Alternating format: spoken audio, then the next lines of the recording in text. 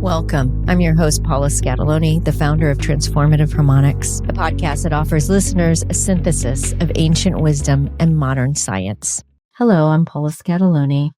Welcome to a solo episode with me. I thought we would spend some time together without me talking to a guest so you could get to know me and I could share a little bit more about our community and my programs.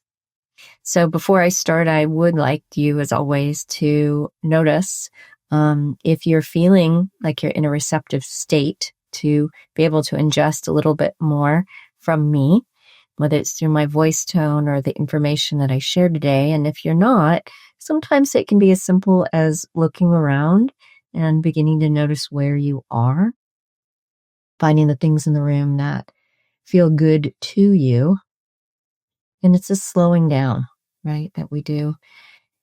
And then certainly bringing your awareness to the back body, finding the places where your back touches the chair or your sits bone touches where your hips are, the chair underneath you, and your feet touch the ground. So the slowing down, moving from fifth gear into first, maybe gives you a spontaneous breath.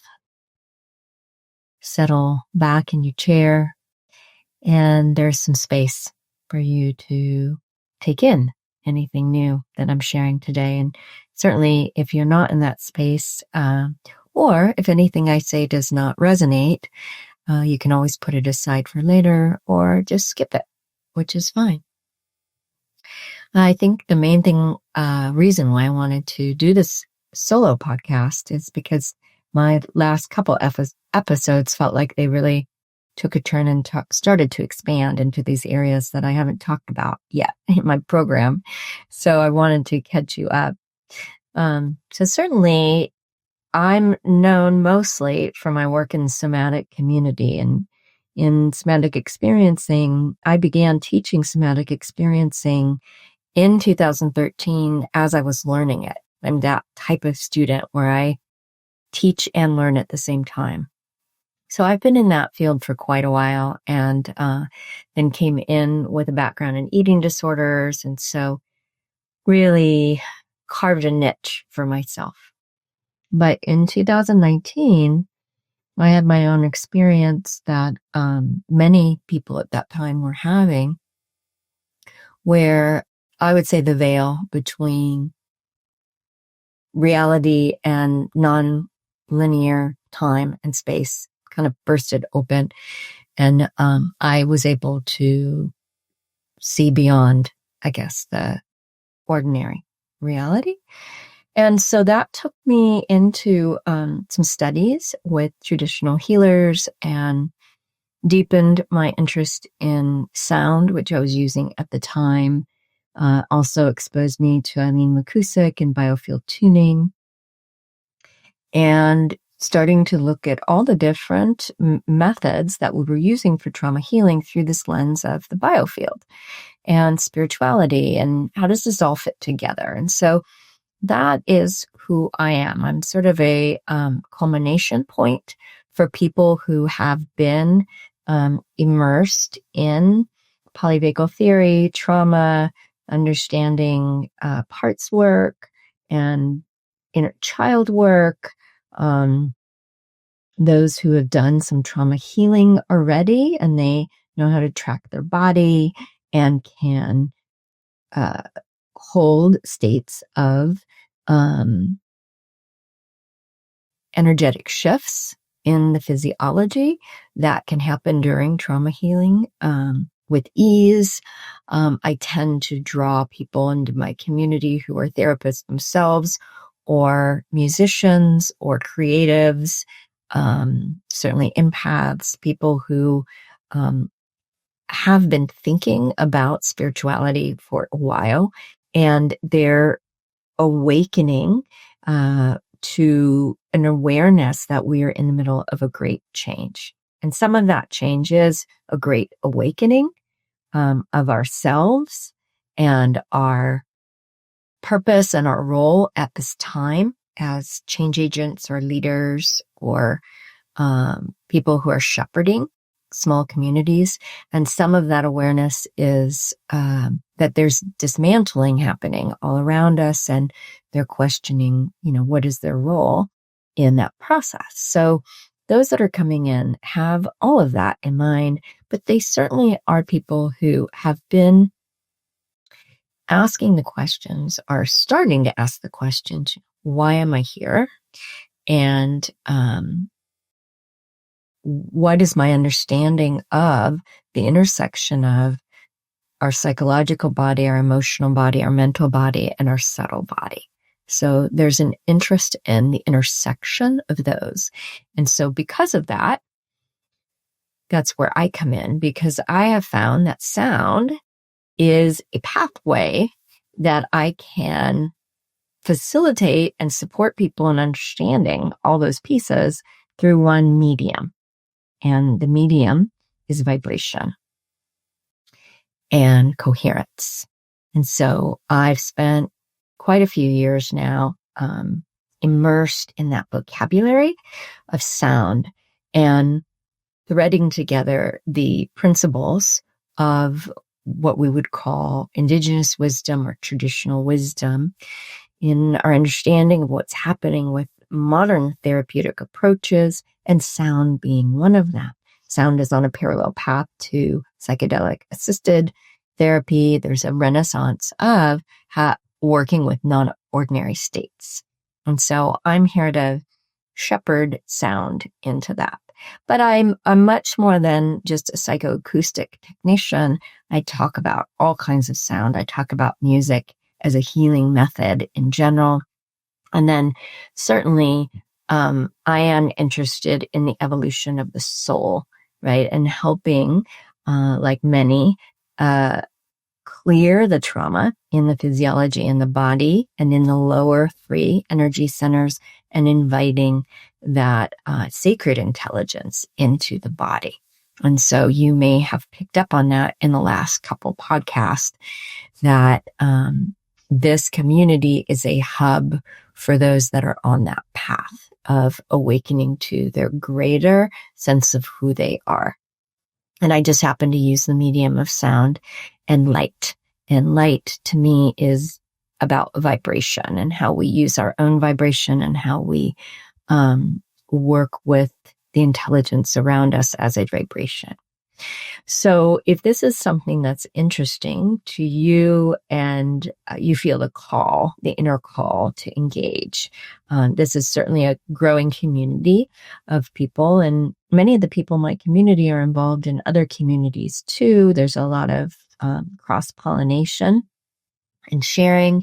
And then certainly this is a hub for keeping abreast with all the changes that are happening and all that is being revealed to us in our larger hive of those that have said yes to expansion of consciousness in a very conscious way.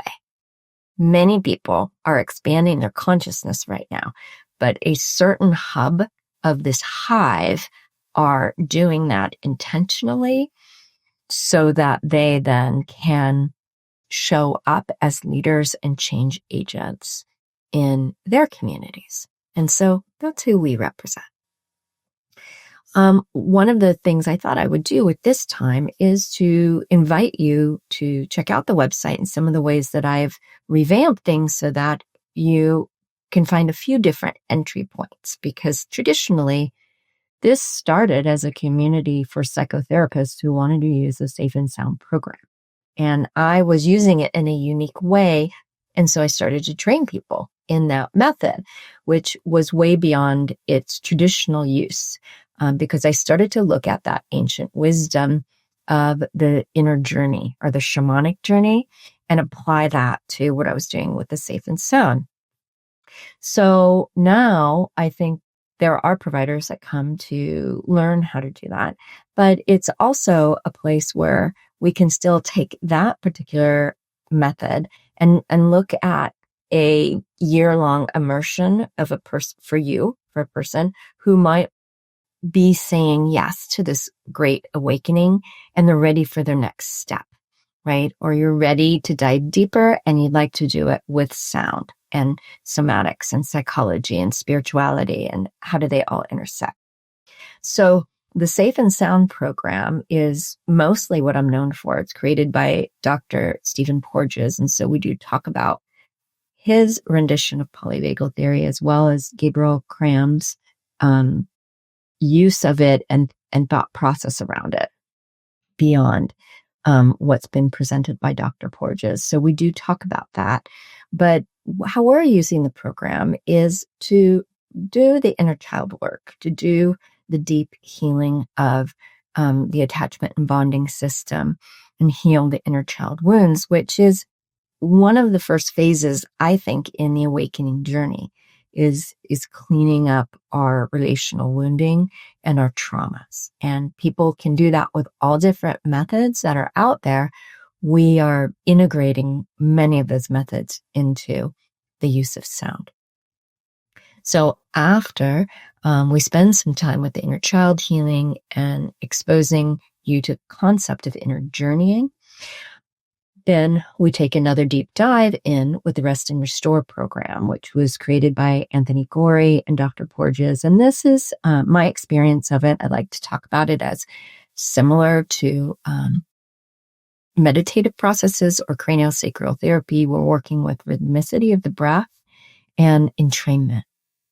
And so this is another sound frequency program, and it's going to support another layer of healing. And then my process that I bring in to kind of superimpose onto that is inviting in the ancestors. So in both level 1 and level 2, there is a second layer of healing that's happening, that's being facilitated by me. It is Biofield healing, and we're inviting in deeper connection with the inner child and with the wounds across lifetime, and expanding for some people even beyond, because I'm working with your whole biofield, right? So your whole biofield does not have a time or space continuum. It's not bound by time or space. I mean, that's the whole process of shamanic work, is you're moving out of those constraints. And so that's phase 1. Phase 2, we're bringing in the ancestors and connecting to some of those gifts that you may not have connected to in the past. And you're understanding yourself through the lens of the lineage across time and space. And then the last phase, which some people, if you've been with me and you've done some journey work with me, you can come in to phase 3 if you want for 6 months. If you haven't done any work with me, it's usually helpful to do 1 and 2 first and graduate into that last phase. That is a 6-month process involving me and other teachers that I'm bringing in now, because I'm starting to connect now with a community of like-minded professionals who are using sound in a different way, whether it's through their voice and opening up the throat and teaching you how to use voice, or whether it's through other methods of using sound beyond what I'm exposing you to. And so it really expands your perception and gives you an opportunity as a client to feel the impact and power of using sound as medicine from people that are beyond just me, right? So there's lots of opportunities for expansion if you've already spent some time with me and you're ready for the next step. What I'm stepping more and more into now as well is some of the work that I do in curating my own playlists for you. And so for me, that involves working with what I call sacred intelligence. In internal family systems, we may call this self-energy. For me, it means that we're opening you up to the sacred intelligence that's within you. So it's a particular frequency that we're moving into together. We could call this theta healing states. And then we're inviting that wisdom to come in to broaden your perspective of certain places where you've had struggles, or we could think of it as very similar to tuning forks. We're bringing in different acoustic music to be used as a tuning fork to tune the biofield through the wounds that through the emotional body. Let's just say that. So the emotional body being the hub of, why something has not metabolized or processed. So we're using acoustic music as the fork to bring you into those deeper emotional states so you can process those emotions and retune yourself to what I call your signature frequency. So your signature frequency is the frequency of which you are most in congruence with your sacred intelligence in an embodied way, where the subtle body, the physical body, the mental body, and the emotional body are all humming at the same frequency at the same time.